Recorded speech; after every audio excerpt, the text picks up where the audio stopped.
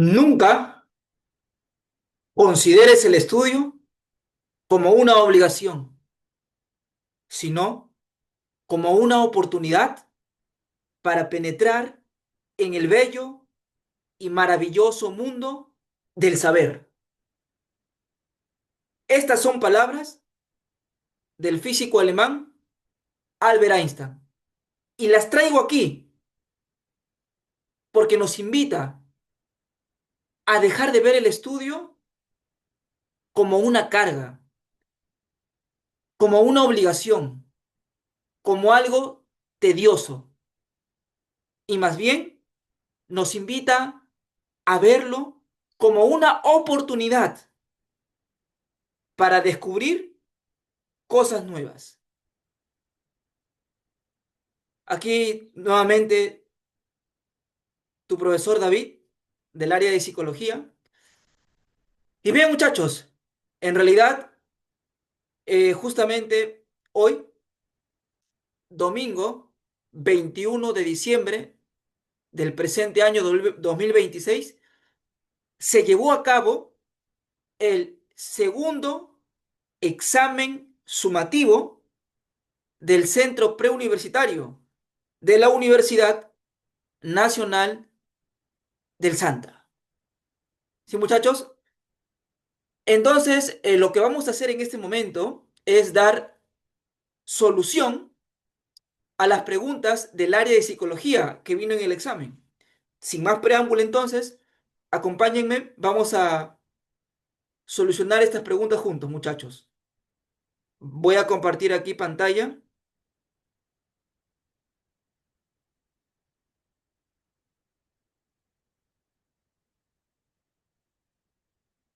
Bien,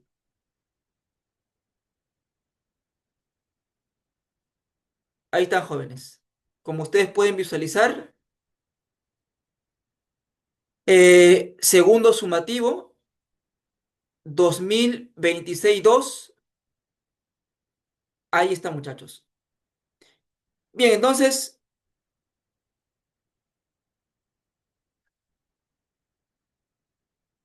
vamos, ahí está. Cabe señalar que según el orden de las preguntas, es en base a la estructura del canal D, que engloba todas las carreras que tienen que ver con humanidades, educación y demás.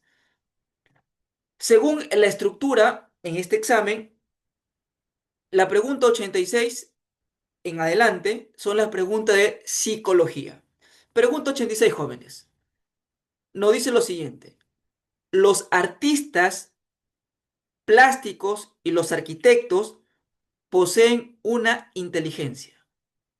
Esto rápidamente nos conecta, nos conlleva al tema de inteligencia y específicamente a una teoría de la inteligencia, a la teoría de Howard Gardner, que postula las inteligencias múltiples, ¿sí? Teoría de las inteligencias múltiples de Howard Gardner, el cual, solo jóvenes como para refrescar nada más, aquí está la teoría de Gardner, eh, el cual sostiene que la inteligencia es un conjunto de capacidades cognitivas, y, ojo, habla en plural, conjunto de capacidades. Lo que pasa, jóvenes, es que la teoría de Gardner sobre las inteligencias múltiples es bastante revolucionaria. ¿Por qué, profe? Porque normalmente siempre se consideró a las personas que sobresalían en matemáticas, en los números, como personas inteligentes. Sin embargo, persona que destacaba en otra actividad no era considerada como inteligente. Entonces, digámoslo así, que el mérito de Gardner, lo revolucionario, es que a cada capacidad que sobresalga, en el cual imperfectiblemente la persona sea diestro, sea experto, sea ducho en esa área, Gardner le va a atribuir o le va a llamar a esa capacidad sobresaliente como inteligencia. Es así, en ese sentido, que Gartner va a identificar 8 tipos de inteligencia. La primera, él le nombró inteligencia lógico-matemático, el cual pues es la habilidad para la resolución de problemas lógicos y matemáticos. Ahí encontramos a los científicos, los ingenieros, los economistas, toda persona que es muy hábil, ¿no? Que es experto, que es ducho para resolucionar problemas matemáticos. El segundo tipo, jóvenes, es la inteligencia lingüística. Nuevamente, es aquella habilidad que está relacionada con la producción y comprensión del lenguaje y su uso comunicacional. ¿Correcto? Acá vamos a encontrar jóvenes a escritores, a poetas y a traductores, que son aquellos, digámoslo así, que van a sobresalir en esta habilidad que tiene que ver con la producción y la comprensión del lenguaje. Vuelvo y repito, son expertos, son duchos, son hábiles concerniente en la producción y comprensión del lenguaje. Tercer tipo de inteligencia, según Gartner, no se olviden, tenemos a la inteligencia visoespacial. Y este consiste en la habilidad, en la destreza, en la experticia, si quieres llamarlo así, de manipular imágenes mentales para crear configuraciones espaciales y diseñar modelos tridimensionales. O sea, tienen la capacidad de ver de forma en formato 3D las imágenes. Obviamente, eso lo vamos a ver en determinadas profesiones específicamente. Ejemplo, arquitectos, ingeniero civil, escultores, artistas plásticos, los que juegan ajedrez y científicos creativos. Entonces, miren esta diversidad de tipos de inteligencia que comienza a establecer Howard Gardner. La cuarta es la inteligencia musical. Vuelvo y repito, es la habilidad, es la experticia. ¿Para qué, profe? Para captar el ritmo, la armonía, el tono. Yo estoy seguro que ustedes, seguramente en alguna oportunidad, han visto, han escuchado, o conocen, o tienen algún amigo, compañero, que es un trome, por así decirlo, para poder captar el ritmo, la armonía, el tono de cualquier género musical.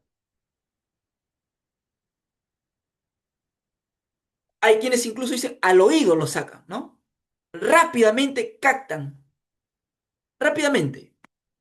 Yo he tenido amistades que incluso tocaban más de 5 instrumentos: flauta, zampoña, quena, guitarra, piano, saxofón, trompeta, y lo hacían con una habilidad, con una destreza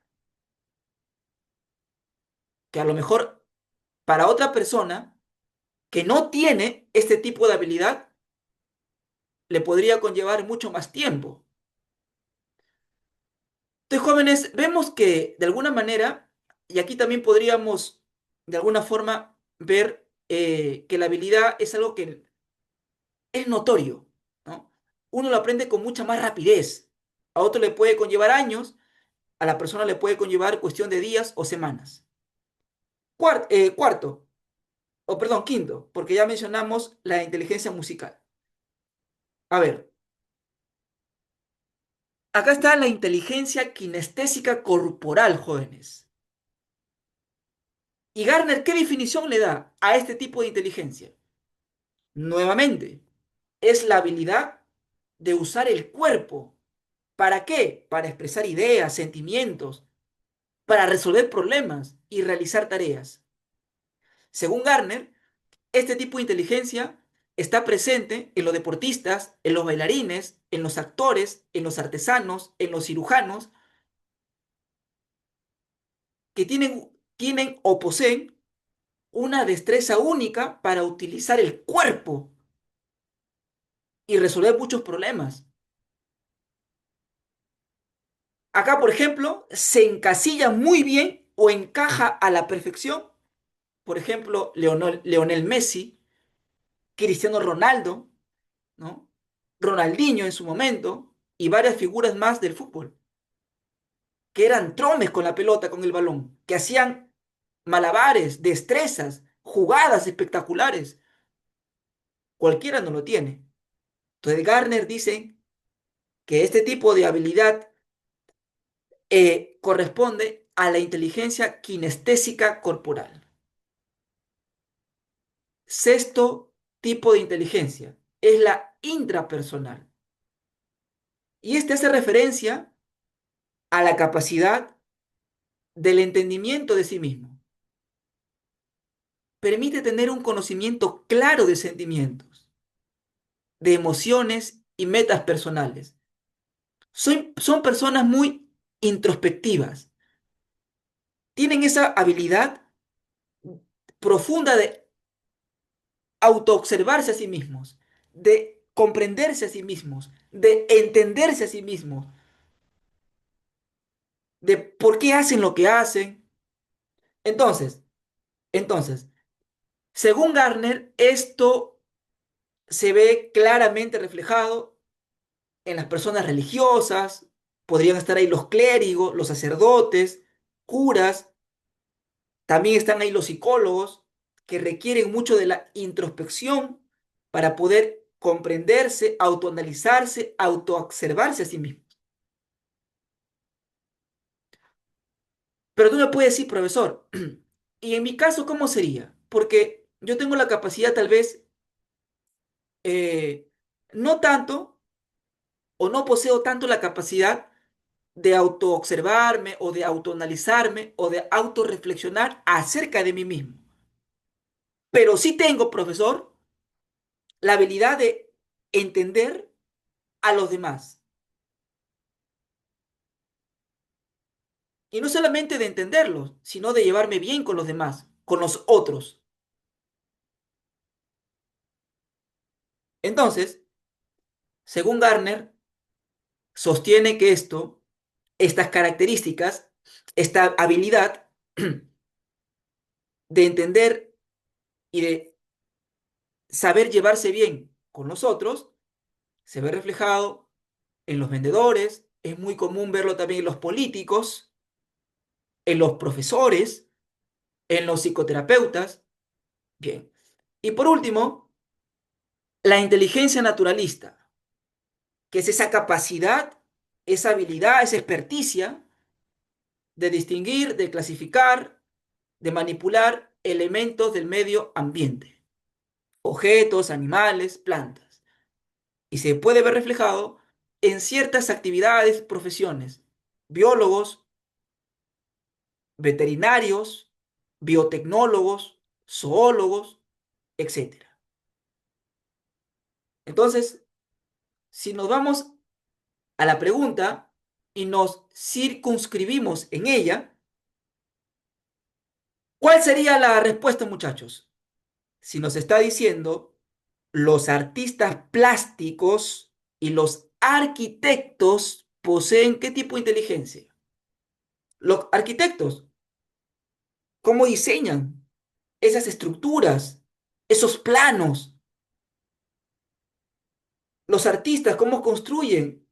Entonces, ¿qué tipo de inteligencia, jóvenes, aquí habíamos dicho que tienen que ver con este tipo de actividad, con estas profesiones?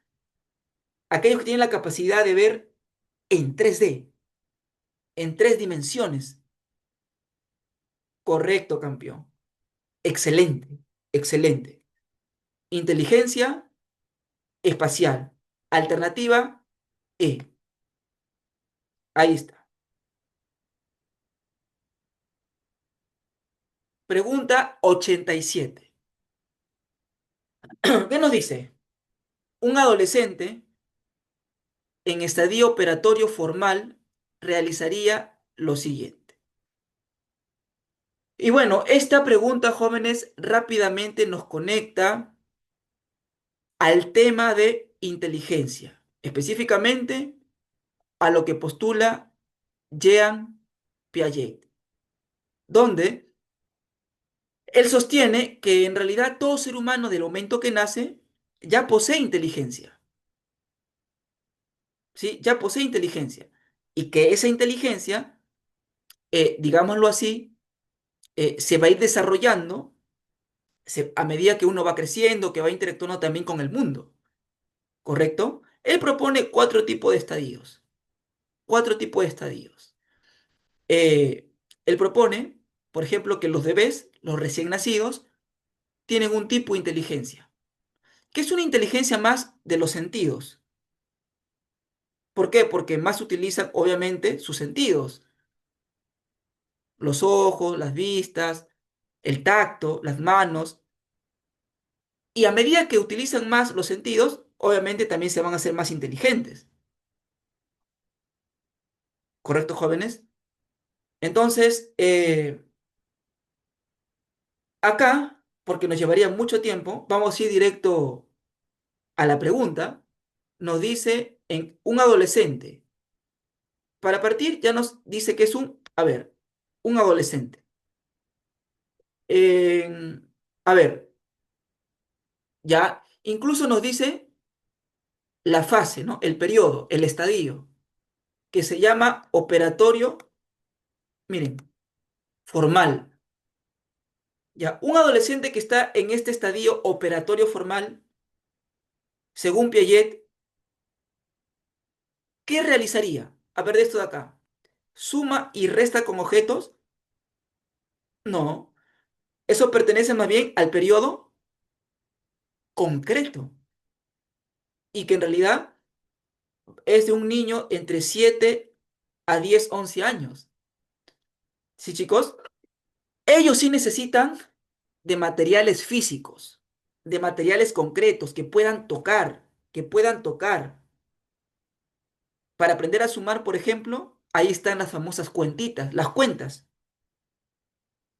Entonces, el estadio 3, que es estadio concreto, ellos sí suman y restan con objetos. Ellos aprenden de esa manera. Aprenden a sumar, a restar, tocando, viendo las cosas. Pero un adolescente no. Un adolescente no. Un adolescente, ya me adelanto, ya tiene una forma de pensamiento, o sea, su pensamiento es de tipo eh, abstracto. Miren, miren chicos, aquí está, para que ustedes puedan comprender mucho mejor. Eh, las características principales sobre el estadio de operaciones formales, que va de 11 años a más. Según Piaget, los adolescentes que entrarían en este estadio se caracterizan por poseer pensamiento abstracto. Es decir, tienen la capacidad de razonar sobre ideas y conceptos que no están directamente ligados a la experiencia sensorial inmediata. ¿Cómo así, profesor? O sea, ellos, chicos, su pensamiento ya ha evolucionado más, ha evolucionado más, y ellos para comprender ciertos conceptos, ya no necesitan tanto de lo físico, de lo concreto, para poder comprender esos conceptos, sino que sin la necesidad de estos objetos concretos que tú puedas tocar, ellos ya pueden entender, puedan comprender ciertos conceptos. Por ejemplo, En este estadio ya van a poder entender conceptos como la justicia. Jóvenes, yo les pregunto, ¿la justicia se puede tocar? No. ¿Se puede ver? No. ¿La libertad? Menos. ¿La democracia? O sea, a lo que voy, la democracia se puede ver. O sea, alguien me puede decir, profesor, ¿es de la democracia? ¿Es cuadradita? ¿Es de color negro? No. Entonces, en esta edad, según Piaget, ya el cerebro, digamos, ha elevado su ki, ha evolucionado, eh, de tal manera que el adolescente en este estadio ya tiene o ya posee la capacidad para poder entender conceptos que no se ven, que no tienen una existencia real, concreta. En otras palabras, pensar abstractamente. Entonces, chicos, es bastante interesante esta teoría que postula Jean Piaget. Recuerden, él ya sostiene que el ser humano ya nace inteligente. Ya, no se olviden, ¿ah? Para Piaget, el ser humano ya nace inteligente. Y a medida que va creciendo y va teniendo también contacto con su entorno, se va haciendo más inteligente. Su cerebro va desarrollando, va madurando, y como ha madurado, se ha desarrollado, evidentemente se hace más inteligente también. ¿Ya, chicos? Bien, entonces, acá incluso había puesto más características. Miren, otra característica, aparte de pensar de forma abstracta, es la característica del lenguaje metafórico,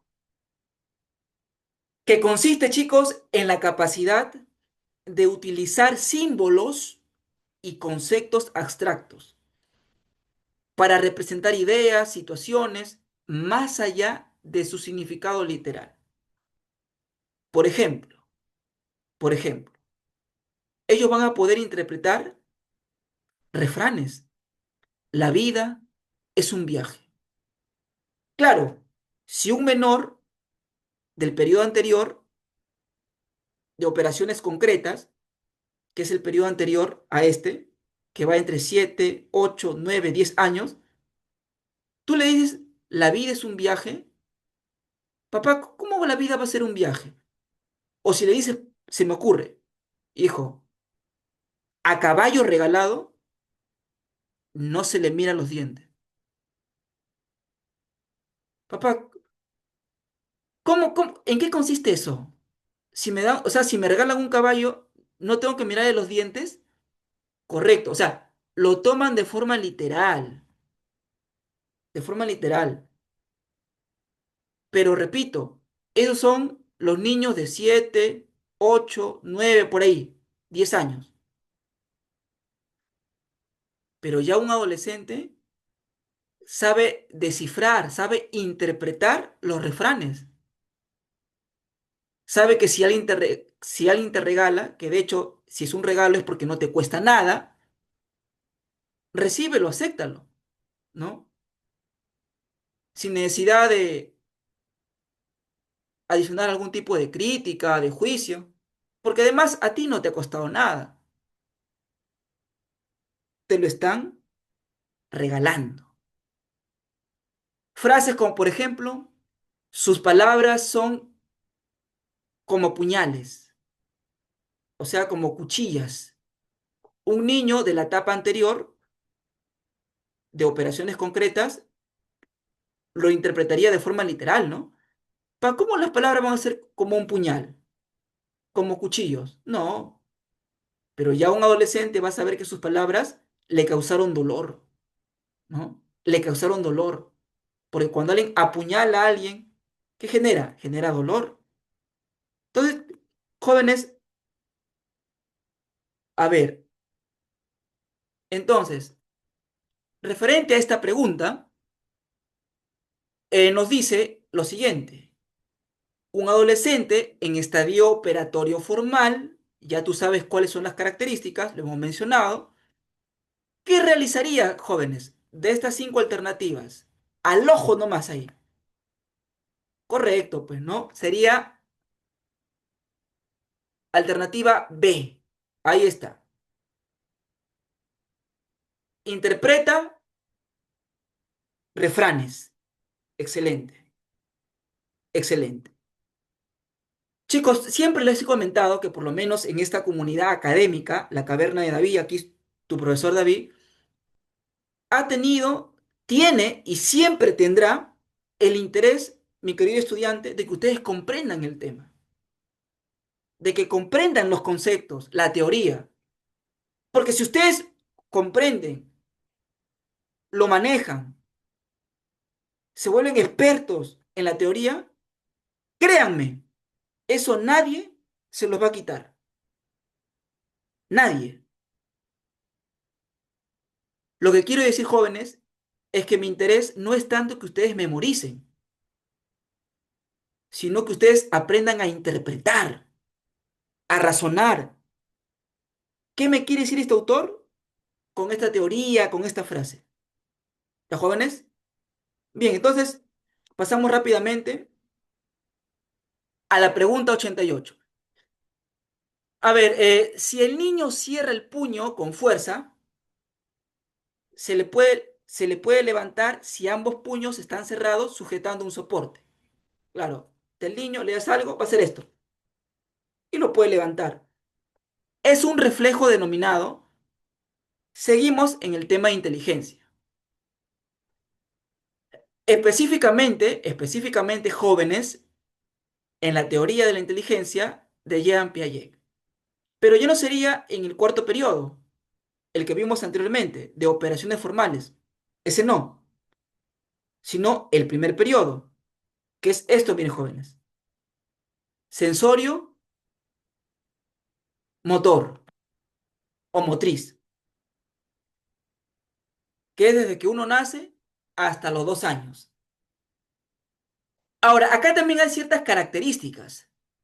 Rápidamente, vamos a encontrar en los recién nacidos, hasta los 2 años, los famosos reflejos primitivos, que son reacciones automáticas que podrán estar incluso antes de nacer, miren, y se van a extender algunos meses e incluso años después. Son, valga la redundancia, son reflejas, por lo tanto no son controlables, suelen desencadenarse frente a ciertos tipos de estímulos. La presencia de sensaciones es necesaria para generar la respuesta refleja. Y ahí ustedes pueden visualizar en la imagen varios tipos de reflejos, ¿ya? O sea, varios tipos de reacciones automáticas, no aprendidas. Cuando yo digo automáticas es que son reacciones no aprendidas, con las cuales uno ya nace, profe, o sea, son innatas, innatas. Naces con esas reacciones. Miren, el reflejo de Moro. Tú no has visto, por ejemplo, cuando a un bebito lo coges y lo haces así, el bebito como que se quiere trepar como un monito, se quiere trepar. Si tú un bebito y lo haces así, como algunos lo tiran hacia arriba, el bebito, ¿qué quiere hacer? Como un monito, ¿no?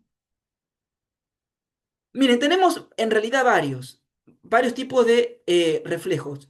Pero ¿qué nos dice la pregunta, chicos? Si el niño cierra el puño con fuerza, allá, miren, ¿cuál sería? Si también nos está diciendo que estos reflejos se van a desencadenar, o sea, van a aparecer frente a ciertos tipos de estímulos específicos. Hay un reflejo, chicos, que por ejemplo cuando el bebé está así su manito, o el pequeño, le das un objeto, va a hacer esto. Repito, le das, excelente, excelente, claro. Eso es conocido como el reflejo de presión palmar. Palmar. Presión palmar. ¿Ya? Pero tiene otro nombre, jóvenes. Tiene otro nombre. También se le llama el reflejo darwiniano. Darwiniano. ¿Ya, chicos? Bien, entonces, miren, miren. Bueno, acá ya prácticamente se ha respondido a la pregunta. Si el niño cierra el puño con fuerza, decíamos que era el reflejo de presión palmar. Pero ojo, noten lo siguiente, profesor, en la alternativa no veo presión palmar, pero te acabo de decir que tiene otro nombre. Por eso es importante, como te he dicho en videos anteriores, tienes que ir preparado con toda la respuesta bajo la manga. También se le conoce como darwinismo, ¿ya? Repito, este reflejo de presión palmar se le conoce también con el nombre de darwinismo. Ahí está, muchachos. Bien, alternativa A. Pregunta 89. ¿Cómo vamos? ¿Vamos bien? Excelente. Muy bien. A ver, chicos, continuamos. ¿Qué nos dice acá? El melancólico se caracteriza por ser muy sensible. A ver, subrayamos. El melancólico se caracteriza por ser muy sensible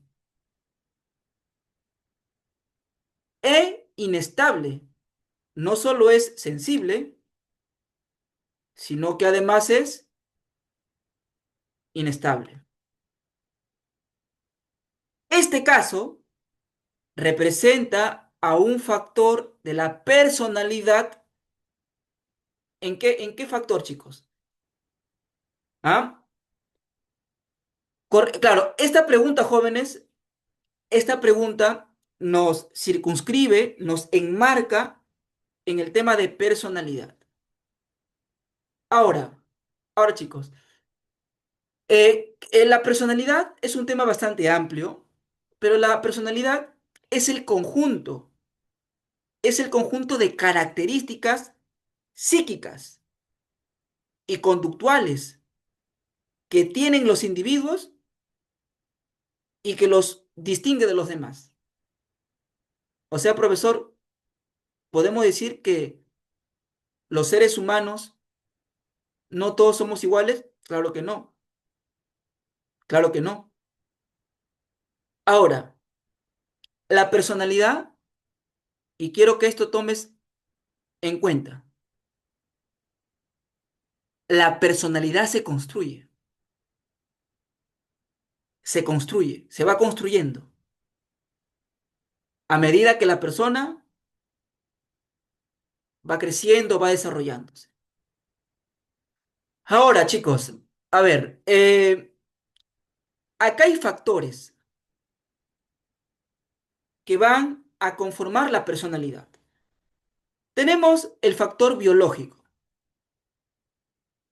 Sí, chicos, el factor biológico. Miren, el factor biológico tiene que ver con la herencia,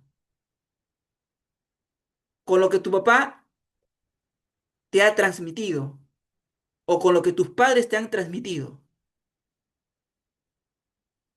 Por ejemplo, te han transmitido no solamente características físicas, sino también incluso internas, como el tipo de sistema nervioso, digestivo. Por ejemplo, chicos, a ver, para que quede más claro,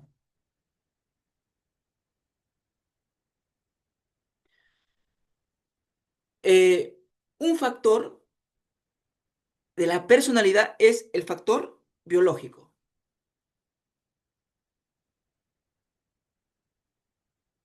Pongamos el siguiente ejemplo. Mm, Quiero que pienses un poco en alguna situación que tal vez has visto cuando a veces hay temblores, hay personas que ante este movimiento sísmico, un poco más, si están en un segundo piso, ya quieren lanzarse por la ventana. Pero hay otro tipo de personas que ante el mismo evento, o sea, del temblor, siguen sentados. Ya pasará, ¿no? Siguen ahí fríamente. La pregunta es, el estímulo es el mismo para todos, pero ¿por qué uno quiso lanzarse por la ventana y el otro permaneció sentado?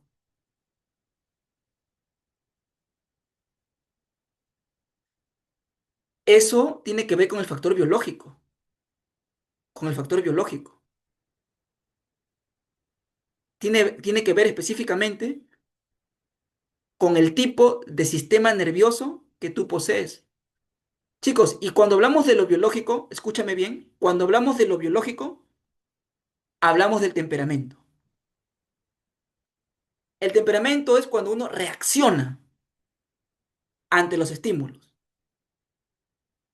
Es tu forma de cómo reacciona tu sistema nervioso ante los estímulos.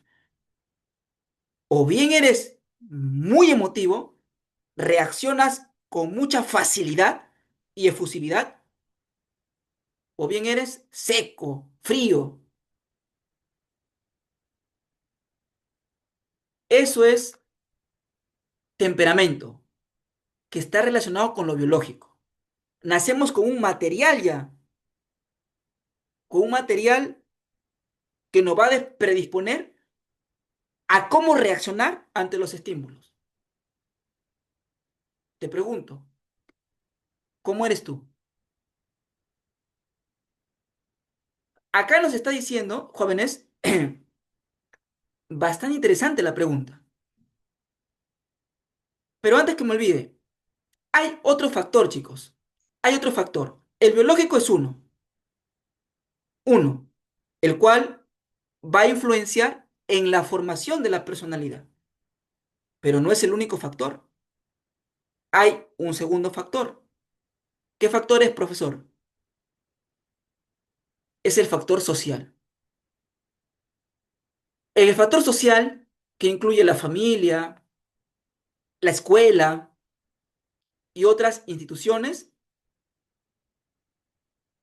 de alguna manera, y valga la redundancia, van a influenciar en tu persona. Por ejemplo, para que se comprenda mejor,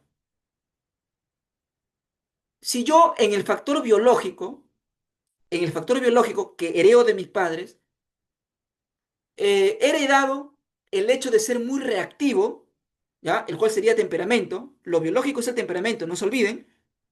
Entonces, ante una situación, soy bastante reactivo.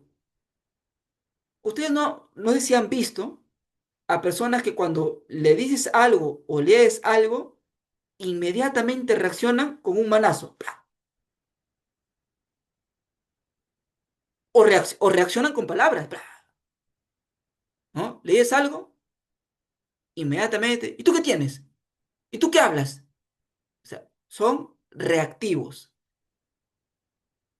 Entonces, según mi biología, que es el temperamento, según mi biología heredada por mis padres,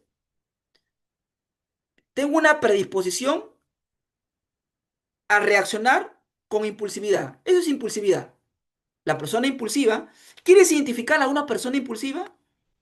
Obsérvalo cómo actúa. Las personas impulsivas, por lo general, primero suelen actuar y luego recién pensar. Una vez que hacen tal vez cosas que después se puedan arrepentir, luego dicen, no sé por qué lo hice, no era yo, no quería hacerlo, no quería decir aquello. Ahora, no todo está perdido, porque acá entra a tallar el segundo factor que hemos mencionado, el factor social.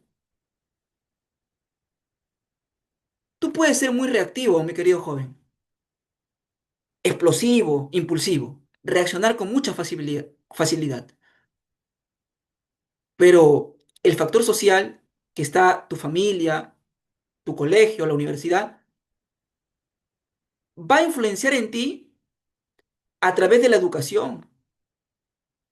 De pronto un día, tú ya quieres lanzar un tremendo puñete a tu amigo que te molestó, pero te acuerdas de la clase de tu profesor de psicología, que te enseñó técnicas para saber cómo gestionar tu enojo. Y cuando ya estás a punto de meterle el puñetazo, ¿te acuerdas? No.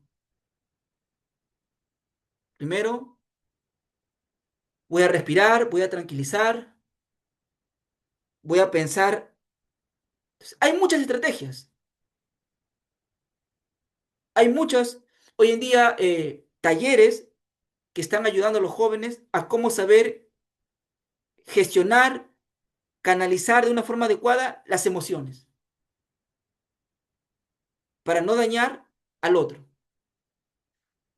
Entonces, o sea, eso es educación, pues jóvenes. Por eso les decía que no todo está perdido. Si a lo mejor tu lado biológico, que es tu temperamento, lo que has heredado de tus padres, entonces todavía se puede hacer algo, todavía hay solución, todavía hay esperanza. Entonces, jóvenes, definitivamente el factor social también va a influenciar para que después se pueda formar tu personalidad. Y hay un tercer componente que también influye en la formación de la personalidad. Profesor, ¿y cuál es ese factor?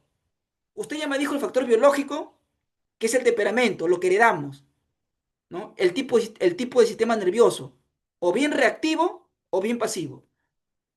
Profe, también me enumeró el segundo factor, el social, de cómo la familia, las escuelas nos educan para saber controlar.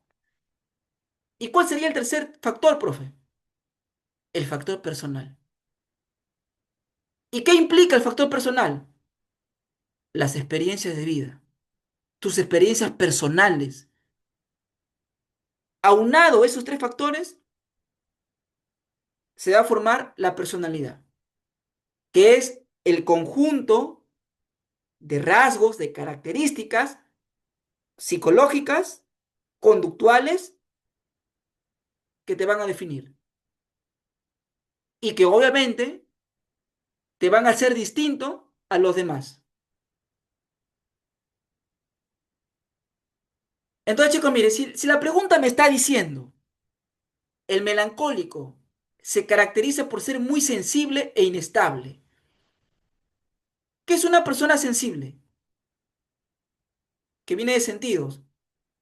Una persona sensible es una persona que capta con mucha facilidad los estímulos. Profe, ¿no sería como que es muy reactiva? Correcto. A veces este término lo hemos usado, a veces sin saber realmente el significado. ¿Pero qué decimos? O sea, que tú eres muy sensible, ¿ah? Rápido te resientes, rápido te enojas, todo lo tomas muy personal, eres muy sensible, por todo lloras. Oye, contigo no se sabe, ¿ah? Un día dices sí, otro no. O a los pocos minutos cambias de idea. Eres inestable. Entonces, chicos, el ser sensibles, ¿se aprende? O sea, por la sociedad, o más bien sería algo biológico. Correcto. En realidad, acá nos está describiendo el ser sensible e inestable son características de origen biológico. Biológico, o sea, temperamento. El temperamento se hereda, jóvenes. Se hereda. Y de ahí va a surgir el otro componente, ¿no? Que es el carácter, que vendría a estar modulado por la sociedad, de cómo ellos te enseñan. Entonces, chicos, acá dice, este caso representa a un factor de la personalidad. De los tres factores que he mencionado, ¿cuál sería? Lógicamente, el biológico, chicos. El biológico. Porque si me está diciendo que la persona melancólica se caracteriza por ser muy sensible, o sea, ante un estímulo, por ejemplo, la persona que es melancólico está pasando y ve que un perrito pasa un carro a velocidad y lo atropella. Rápidamente se echa a llorar, un poco más se quiere desmayar. O sea, capta con los sentidos hasta el mínimo estímulo, rápidamente se impresiona con facilidad.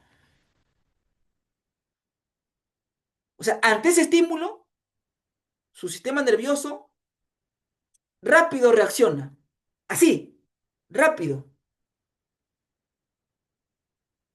Entonces, eso obedece más al factor biológico.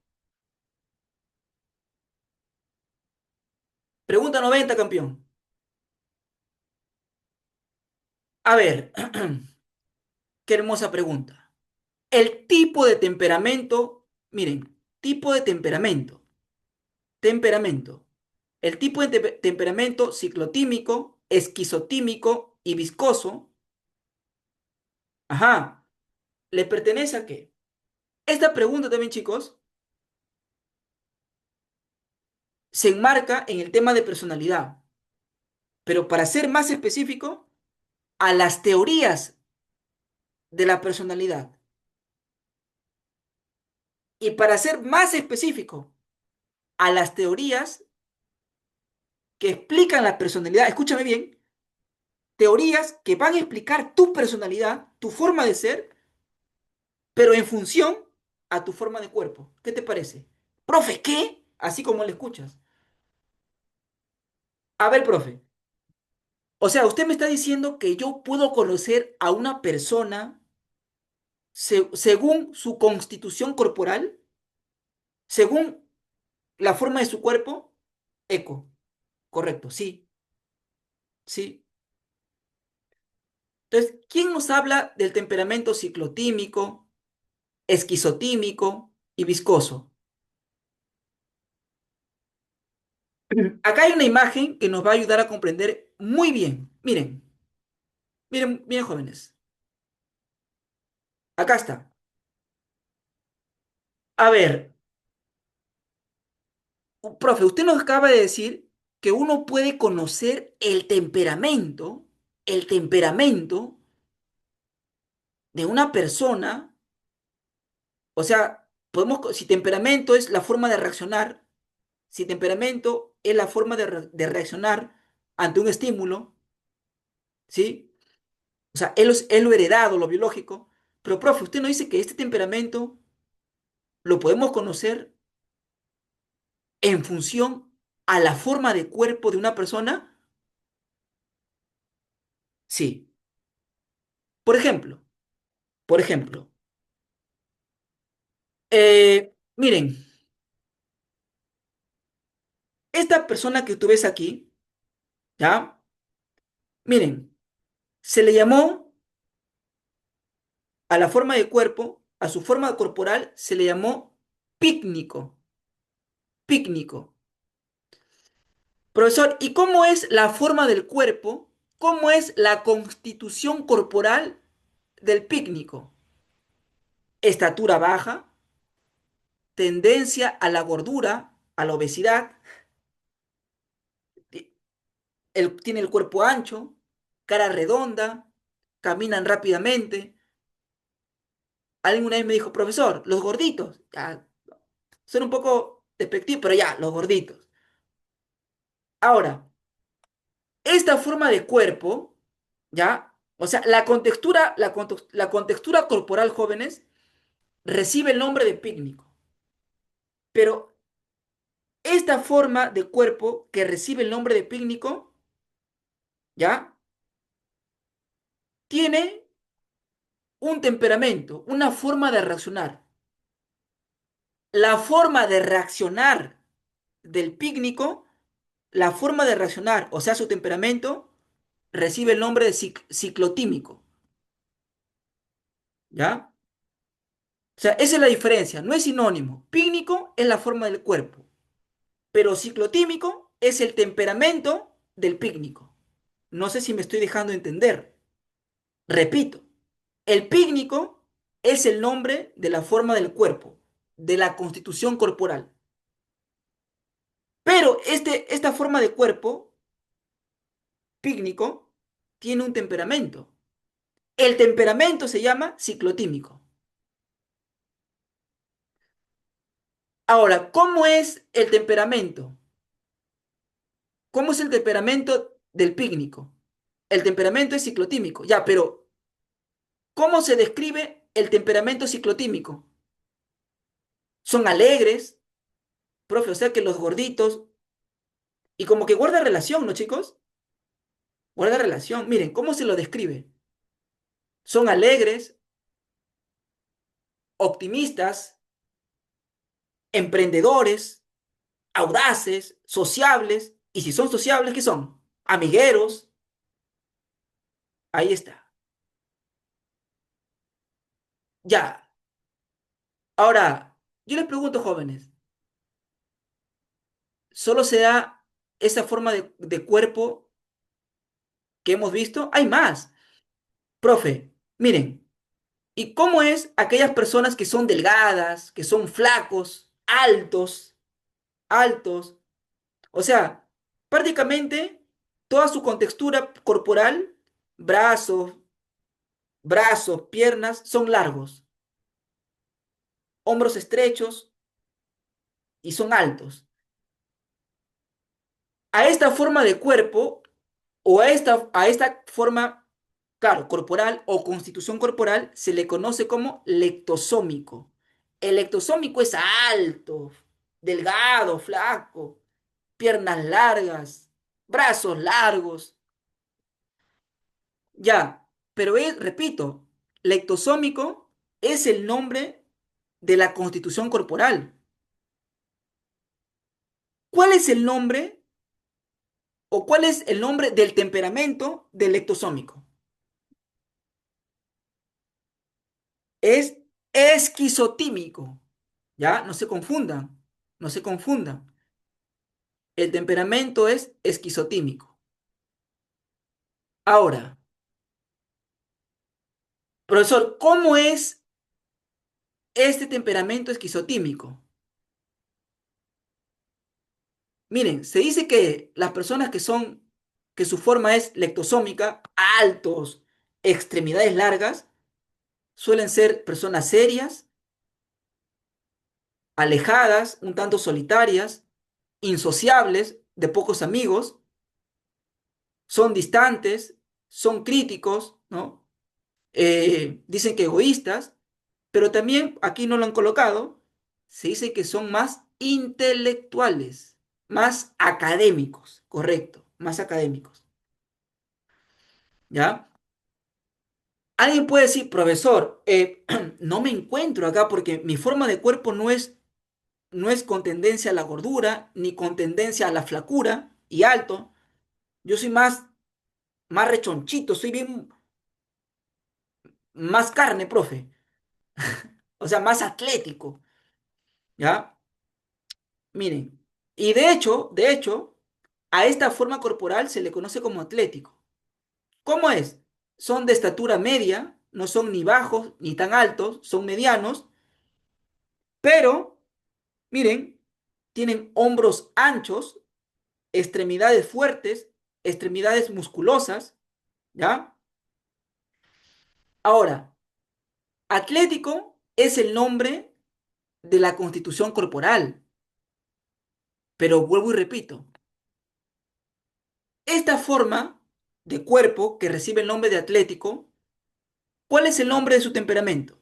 O sea, ¿qué temperamento o cuál es el nombre del temperamento de la constitución corporal atlética? Viscoso. Viscoso. Profe, ¿y cómo son los viscosos?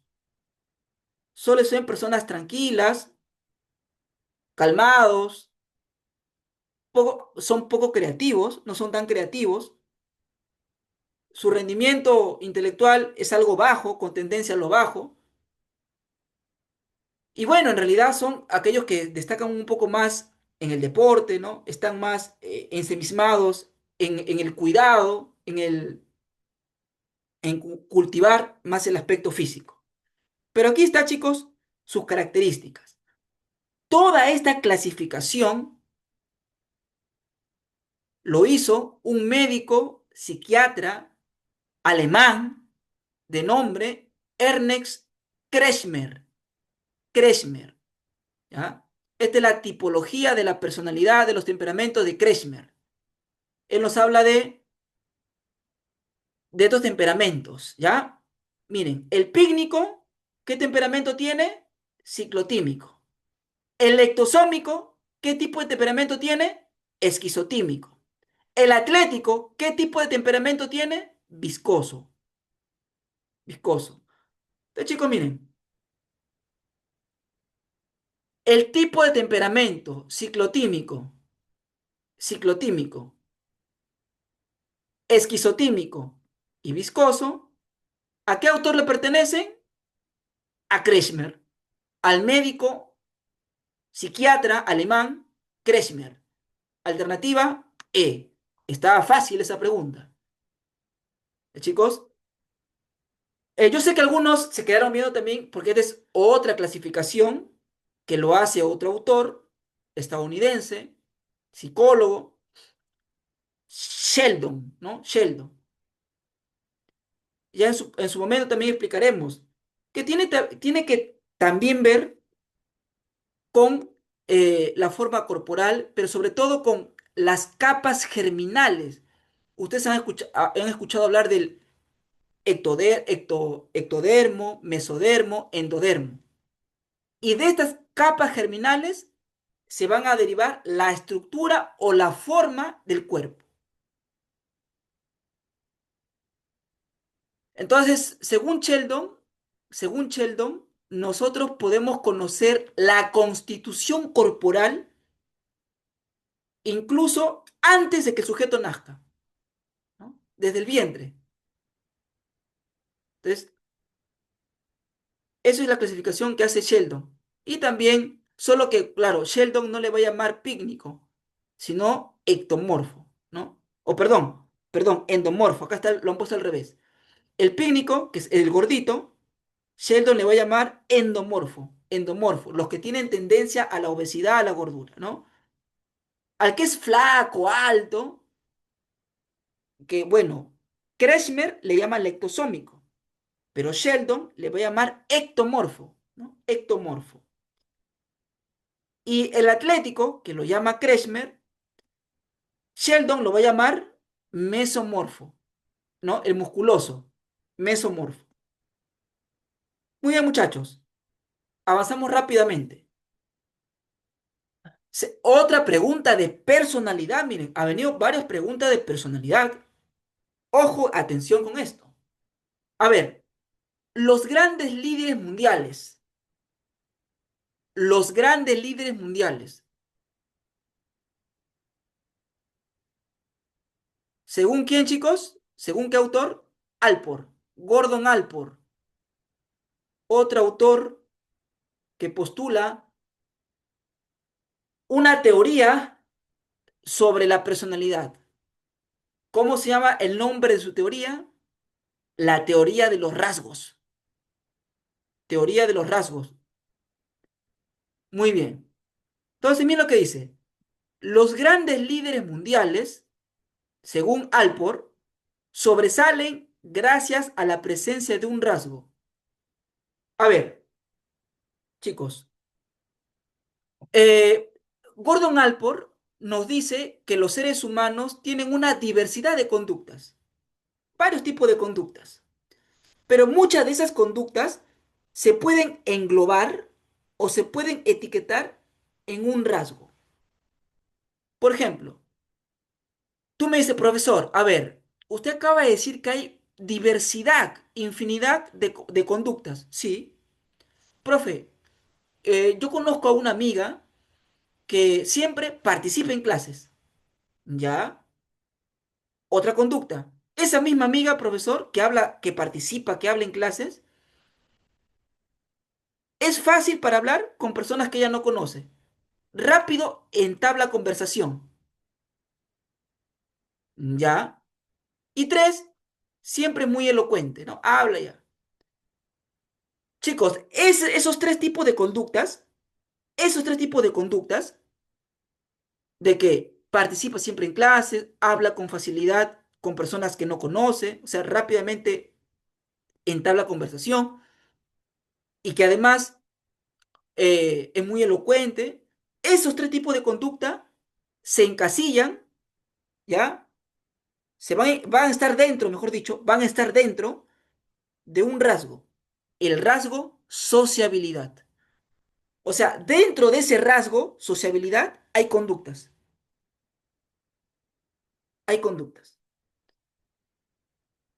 Pero para hacerlo más comprensible aún, Gordon Allport nos dice que hay tres grandes tipos de rasgos.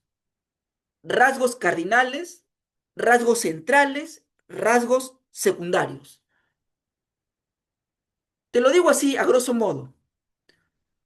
Los rasgos cardinales, dice Gordon Allport, los rasgos cardinales eh, son aquellos rasgos que de alguna manera, de alguna forma, determinan la forma de pensar, la forma de sentir, la forma de actuar de la persona.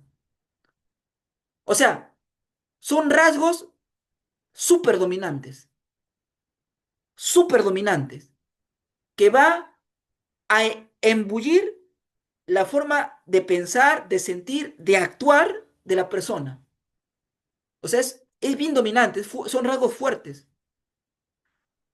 Por eso, estas personas, o sea, un rasgo cardinal, chicos, rápidamente se va a reflejar en el comportamiento de la persona, en la actitud. Rápidamente se va a reflejar ahí. Rápidamente.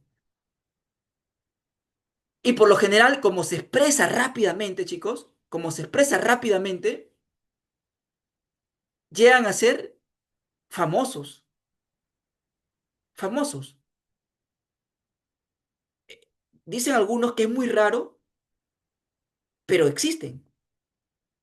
Profe, y los rasgos centrales, digámoslo así, son rasgos no tan dominantes. No, no son tan dominantes, pero son rasgos que se van a ver reflejados en las actividades que realizan las personas. Son fáciles de conocer. ¿Por qué? Porque nos vamos a dar cuenta en las actividades que realizan las personas. Oye, mi amigo es honesto, es afectuoso, comunicativo. Entonces, los rasgos centrales son más fáciles de darnos cuenta porque lo vamos a ver reflejado casi siempre en la conducta y sobre todo en las actividades que realizan las otras personas.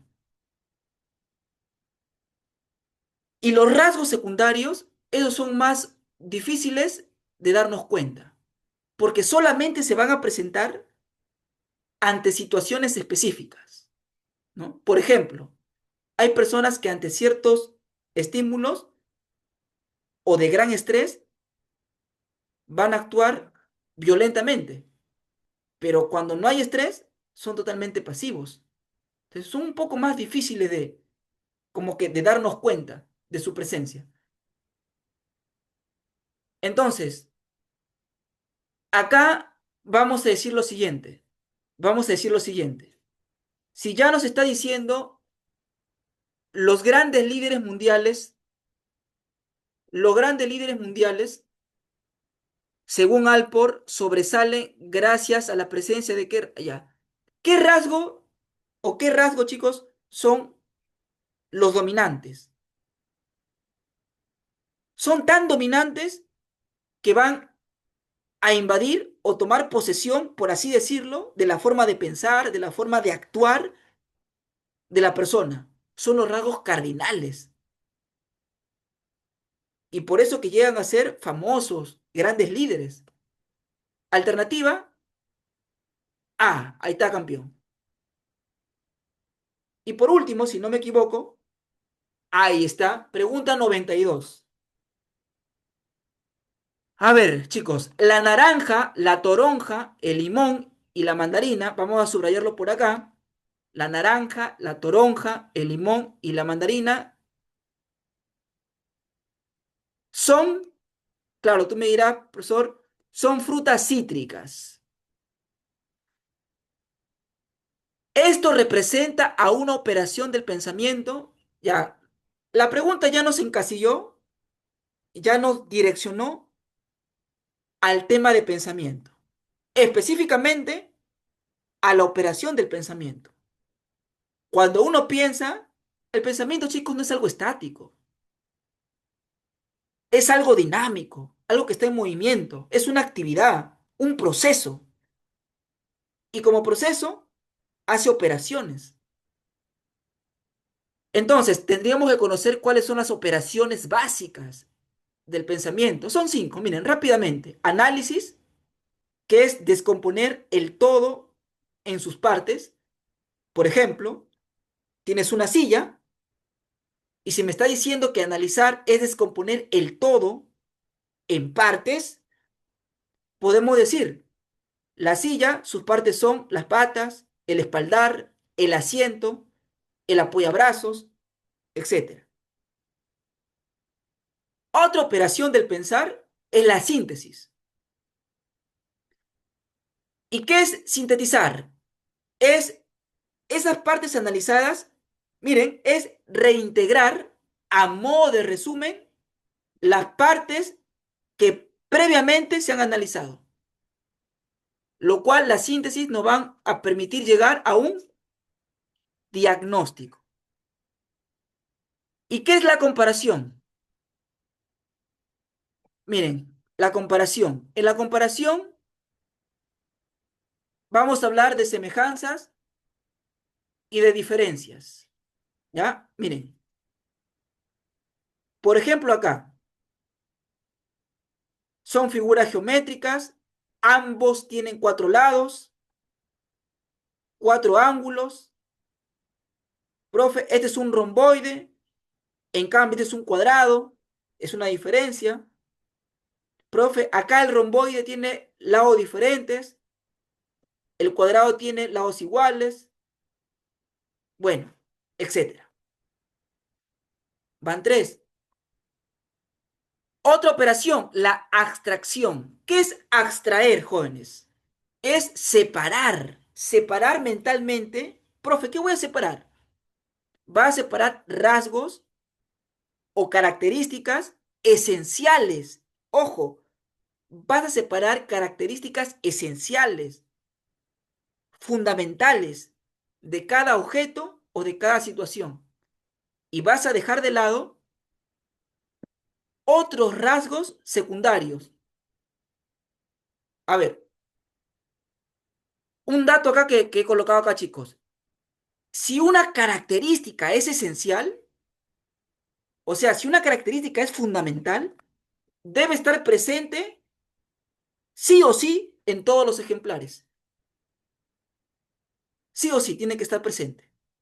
Por ejemplo, chicos, miren, si comparamos un cuadrado, un rectángulo, acá, un rombo, un romboide, un trapecio y un trapezoide, miren, ¿ah? Si comparamos todos estas imágenes que acabo de mencionar, dejando de lado el color, la forma,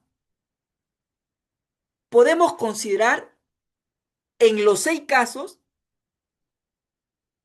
dos rasgos esenciales que se repiten en las seis figuras.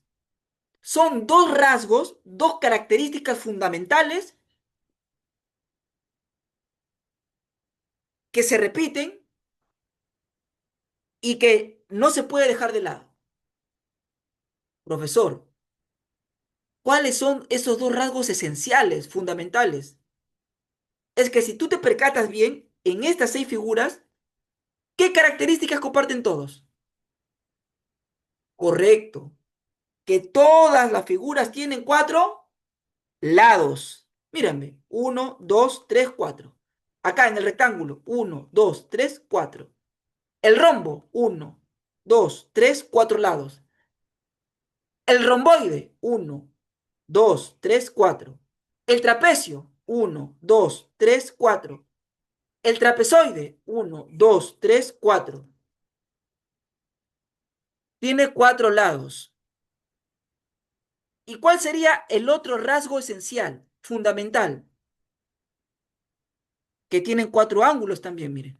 El cuadrado tiene cuatro ángulos, el rectángulo también, el rombo también, todos tienen cuatro ángulos. Y por esa razón, a todas estas figuras que he mencionado, se les llama cuadriláteros. O sea, si a esto le quitamos los rasgos esenciales, las características esenciales, simplemente dejan de ser cuadriláteros. Si tú le quitas sus cuatro lados y sus ángulos, dejan de ser cuadriláteros. Entonces, algo esencial es una característica tan fundamental que permite o que hace que algo sea lo que es. Lo que hace que estas figuras sean cuadriláteros es que tienen cuatro lados, todas las figuras, y tienen cuatro ángulos. Estas dos rasgos esenciales hacen que estas figuras sean lo que sean. ¿Y qué son? Cuadriláteros.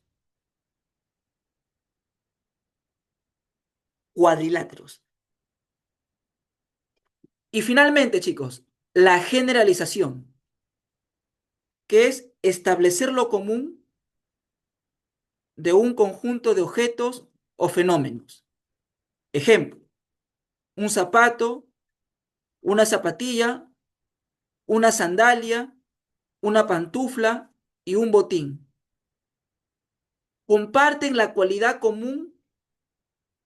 A ver, jóvenes, ¿qué tienen en común un zapato, una zapatilla, una sandalia, una pantufla? Profe, facilito. Lo que tienen en común es que son calzados para el pie. Excelente, campeón.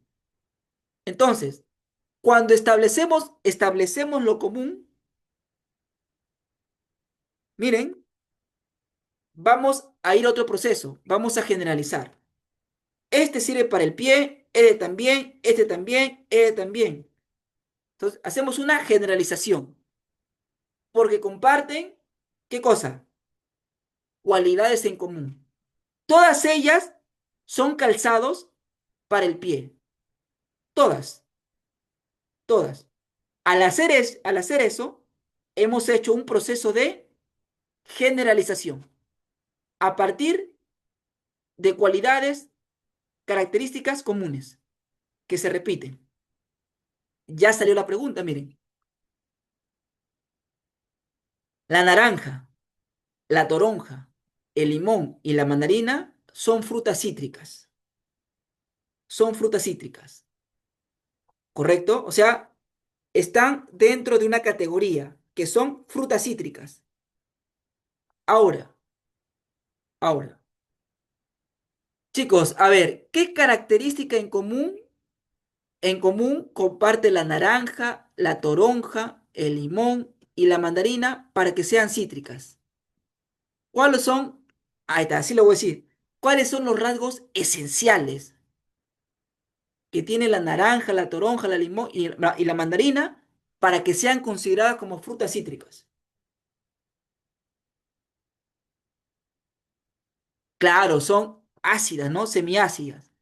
Pero hay un rasgo esencial, que todas ellas fundamentalmente, todas tienen vitamina C.